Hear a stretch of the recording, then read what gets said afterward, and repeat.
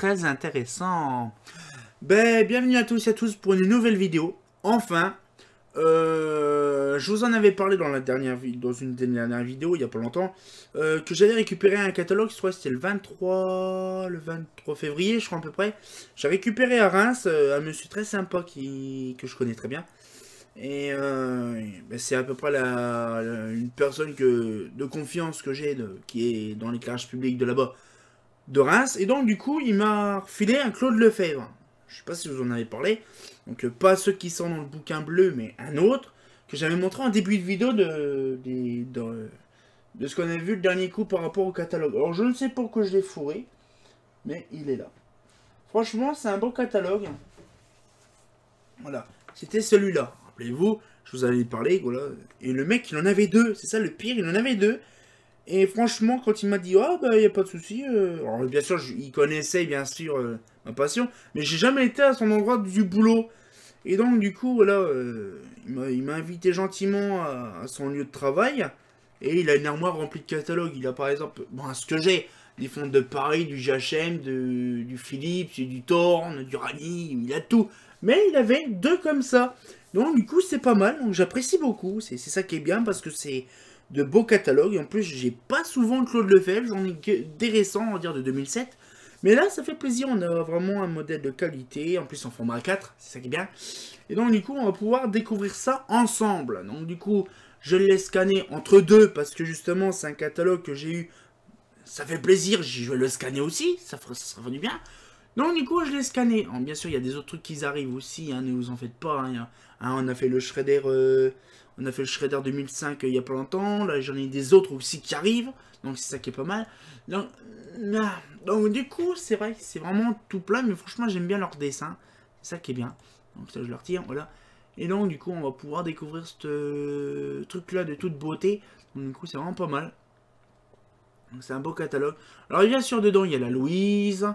Par contre il n'y a pas la Olympe. Non pas la Shredder Olympe, c'est la Indal. Oui, Indal Olympe. Il n'y a pas ça par contre. C'est un peu dommage. Mais franchement il y a des modèles que je connaissais pas du tout. Donc la Jargo, bon, Indal Jargo, hein, c'est sûr, on a la référence. Hein. Donc l'optique, voilà, donc la Jargo Mural, la Meursault. Alors ça je connais pas trop la Meursault. La Senlis, donc c'est un peu comme la Richelieu, donc un gros modèle en question assez volumineux.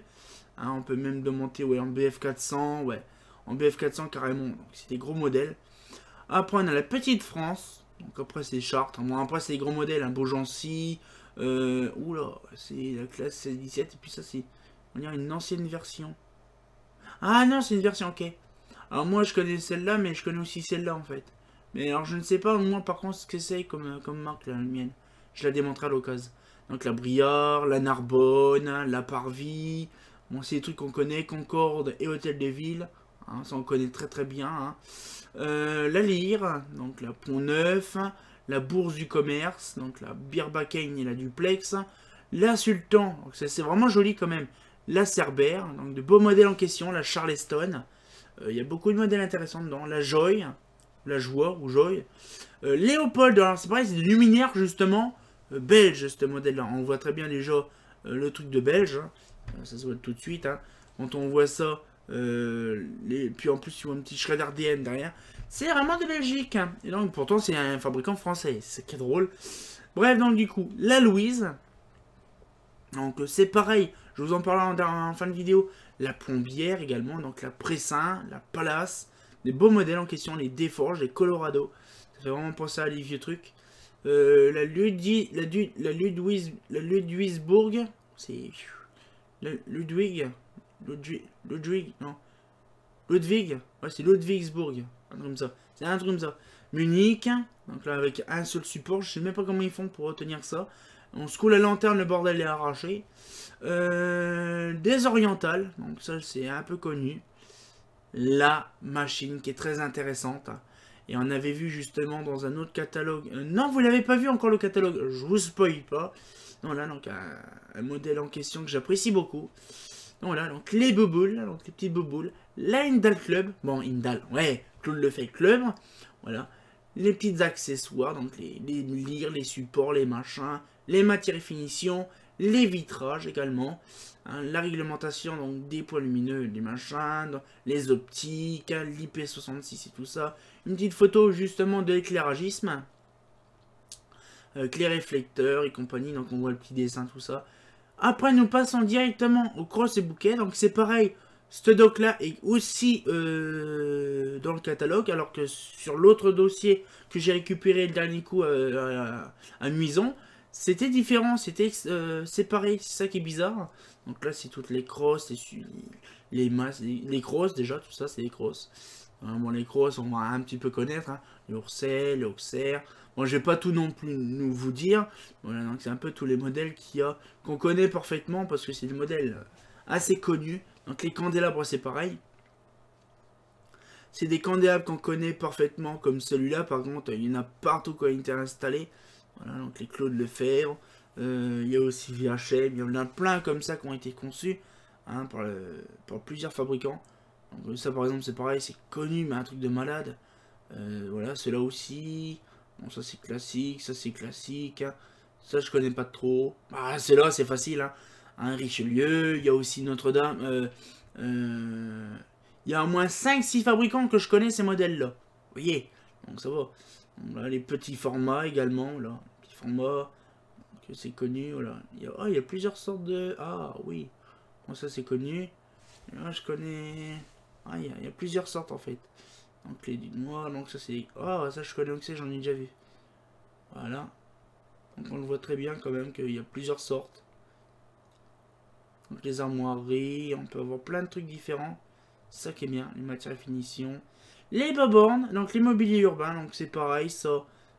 C'est dans le catalogue, mais il n'y a pas par contre le... Alors Claude Lefebvre, voilà, dernière réalisation de Claude Lefebvre. Voilà. Donc on le voit très bien... Claude Lefebvre et ça.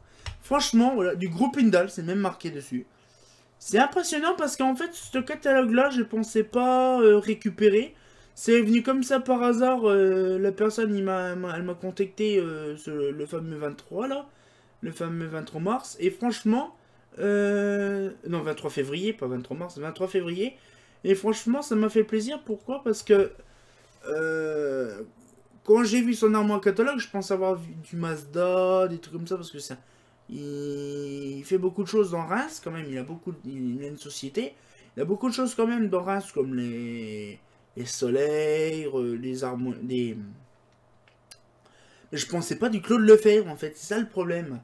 Et faudrait que je regarde vraiment s'il y a du Claude Lefebvre. Alors, comme c'est des modèles qu'on connaît bien parfaitement, hein, parce que c'est des flancs à 4 facettes ou des flancs ronds, ou octogoniques, ou même des candélabres, donc on ne sait pas si c'est du GHM, si c'est du Lindal ou du je sais pas quoi, c'est un peu compliqué, c'est vrai, je l'avoue. Hein.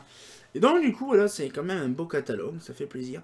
Donc c'est ce que je vous ai dit tout à l'heure, que je vous dirai en fin de vidéo. J'ai également le Claude Lefebvre 2007. Donc c'est pareil, pourquoi pas. Alors bien sûr, je l'ai en PDF, mais que j'ai vraiment screené comme un malade, comme un bourrin pour l'avoir, parce qu'il n'y a aucune doc pour l'avoir en PDF. Donc du coup, j'en ai fait un vite fait. Mais là, pourquoi pas. Alors bien sûr, ça demandera de l'énergie. Pourquoi? Parce qu'en fait, le catalogue, c'est un genre de classeur, avec une reliure, vous savez, un peu comme les Shredder, vous savez, une reliure en métal. Le problème, c'est que si je la démonte, impossible de la remettre. Donc du coup, je vais me renseigner auprès de personnes vraiment adéquates, donc dans la semaine qui viendra. Et donc, je verrai, leur demanderai des questions, si on peut démonter justement le petit truc en métal, pour que je puisse scanner donc les pages en question, puis le remettre en ordre dans le catalogue, pour avoir un truc propre, quoi. Donc ça permettra d'avoir des pages bien nickel, bien propres. Parce qu'en fait, j'ai voulu essayer de le scanner, mais c'est un peu merdique quand même. Donc du coup, j'ai dit pourquoi pas, on verra ça bien sûr par la suite. Ça serait pas mal. Donc voilà. Donc j'espère que la petite vidéo vous a plu. Donc j'espère que le Claude Lefebvre vous a intéressé. On se retient au courant pour une nouvelle vidéo. Donc on se dit bah... Ah bah c'est pas faux, hein. J'espère que la petite vidéo vous a plu. Si ça vous a plu, abonnez-vous et mettez un petit pouce bleu. Ben, c'est pas faux.